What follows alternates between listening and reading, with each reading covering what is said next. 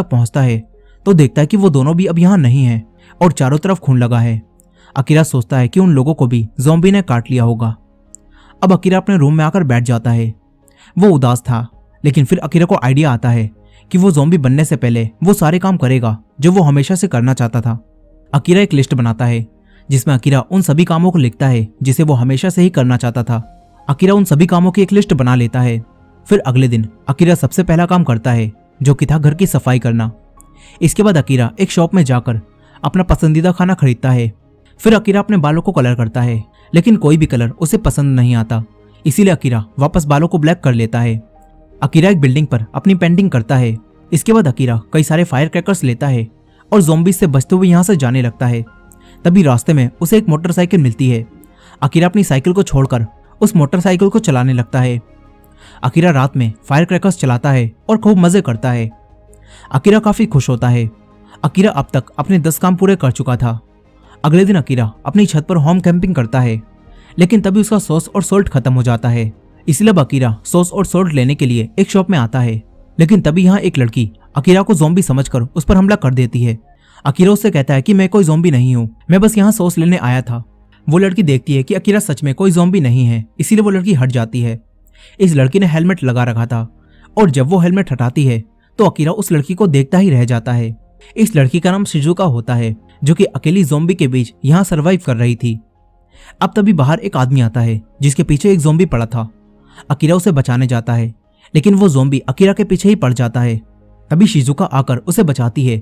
Shizuka style दिखाते हुए उस ज़ॉम्बी को मारती है और उसकी खोपड़ी चटका देती है। तभी एक ज़ॉम्बी यहाँ आ जाता है। शिजुका एक रिंग बजाती है और उसे दूर फेंक देती है और वो ज़ॉम्बी भी उसी तरफ चला जाता है। यहाँ हमें पता चलता है कि ये सारे ज़ॉम्बी साउंड की तरफ रिएक्ट करते हैं। अब शिजुका यहाँ से जाने लगती है। तभी अकीरा शिजुका से कहता है कि मैं होम कैंपिंग कर रहा हूँ और मैं बिल्कुल अकेला हूँ, तो अगर तुम चाहो तो मुझे ज्वाइन कर सकती हो। लेकिन शिजुका साफ मना कर देती है और कहती है कि मुझे इन हालातों में किसी को भी नहीं बचाना, मुझे बस खुद का ख्याल रखना है। शिजुका उससे कहती है कि तुम जैसे लोग इन हालातों में सिर्फ मुश्किल ही खड़ी करते हैं। शिजुका यहाँ अकीरा की बेइज्जती मार के निकल जाती है। अकीरा वापस अपने घर आ जाता है। तभी अकीरा को अपने दोस्त केंचो की फोटो दिखती है और अकीरा को अपना दोस्त केंचो याद आता है। अब अकीरा अपने दोस्त से माफी मांगने के बारे में सोचता है। अकीरा केंचो को कॉल करता है। वहीं केंचो भी एक होटल में ज़ॉम्बीज के बीच फंसा होता है। केंचो अकीरा को बताता है कि वो एक होटल में फंसा हुआ है। इसके बाद अकीरा उसे बचाने आने का फैसला करता है। अकीरा अपनी बाइक लेकर ज़ॉम्बीज से बचते हुए उस होटल तक पहुंच जाता है। होटल के बाहर भी कई सारे ज़ॉम्बीज थे, लेकिन अकीरा उन सबसे बचने के लिए एक म्यूजिक प्ले कर देता है और सारे ज़ॉम्बी उसी तरफ चले जाते हैं।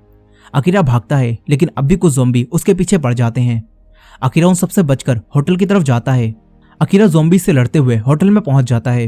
होटल के अंदर केंचो भी एक रूम से बाहर निकलने की कोशिश करता है। तभी उसके सामने अकीरा आ जाता है। वो अकीरा को देखकर काफी खुश होता है। अकीरा सबसे पहले केंचो से माफी मांगता है और कहता है कि वो उसकी लाइफ से जलने लगा था, इसीलिए उसने वो सब कुछ कह दिया था। यहाँ केंचो भी अकीरा से माफी मांगता है। अब तभी यहाँ कुछ ज़ॉम्बी आ जाते हैं। वो दोनों उन ज़ॉम्बी से बचकर भागते हैं और दरवाजे को ब्लॉक कर देते हैं।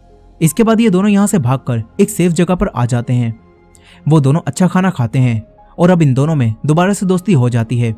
केंचो अकीरा की उसी लिस्ट को देखता है जिसमें अकीरा ने अपने पसंदीदा काम लिखे थे। इसके बाद केंचो अकीरा को उसे बचाने के लिए थैंक्स कहता है।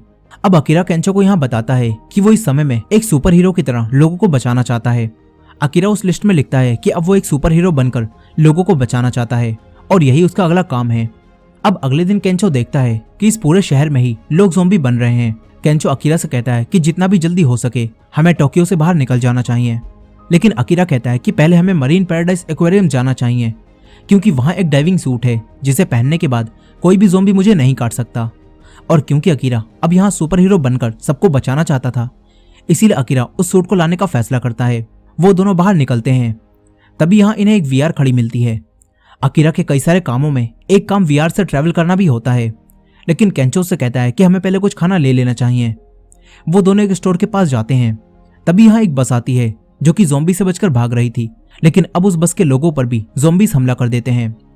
केंचो और अकीरा मिलकर दो लड़कियों और एक बस ड्राइवर को अपनी तरफ बुलाते हैं। तभी अकीरा को शिजुका दिखती है जो कि उन ज़ॉम्बी से लड़ रही थी। अकीरा शिजुका को भी अपनी तरफ आने के लिए कहता है। ये लोग स्टोर के अंदर जाकर शटर को गिरा देते हैं जिससे ये लोग बच